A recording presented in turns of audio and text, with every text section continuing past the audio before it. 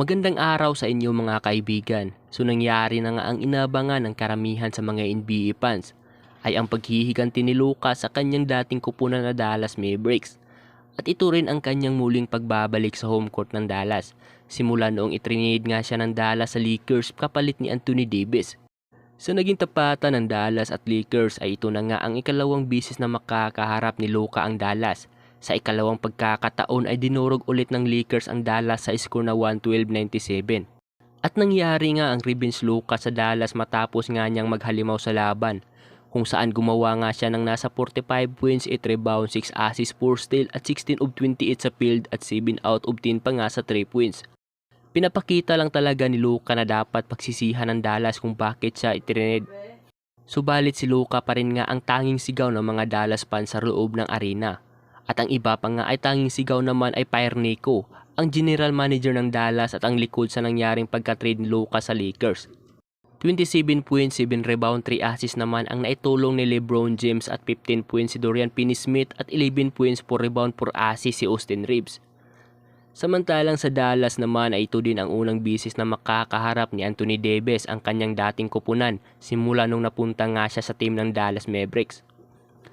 Subalit nakapagtala lamang si ED ng nasa 13 points, 11 rebounds, 6 assists at 5 of 13 sa field. Dahil sa naging panalo ng Lakers ay nanatili nga sila sa number 3 sa West sa kanilang 49 wins at 31 losses. At mayroon na nga lang ang Lakers ng huling dalawang laro bago matapos ang regular season. Ngunit kailangan muna ng Lakers ng isang panalo sa kanilang last 2 games upang manatili nga sila sa number 3 standing sa West patungong playoffs. Dahil hawak nga ng Lakers ang tiebreaker mula number 4 na Denver Nuggets, number 5 na LA Clippers at number 6 na Memphis Grizzlies kung sakali man na magtie nga ang kanilang win-loss record. Ngunit kung matalo nga ang Lakers sa kanilang huling mga laro ay maari nga silang bumagsak sa number 6. Yan kung maipanalo ng Denver Nuggets, Clippers at Memphis ang kanilang mga huling laban. Mas maganda nga sa Lakers na makakuha nga sila ng isang panalo sa kanilang last 2 games. Nang sa ganon ay makakuha sila ng home court advantage sa first round ng playoffs. Habang na-upset naman ng San Antonio Spurs ang Golden State Warriors matapos ang 3 points game winner buzzer beater sa player ng Spurs na si Harrison Barnes at natapos sa score na 114-111. Dahil sa naging talo ng Warriors ay bumagsak na sila sa number 7 sa West sa kanilang 47 wins at 33 losses.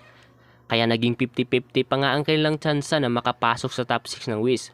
Subalit kailangan nga ng Warriors na maipanalo ang kanilang huling dalawang laro at matalo ng dalawang bisis ang number 6 na Memphis Grizzlies na mayroong 47 wins at 32 losses. Ngunit bago tayo matapos ay maaari bang makahingi ng isang like at subscribe sa aking channel bilang suporta at maraming salamat.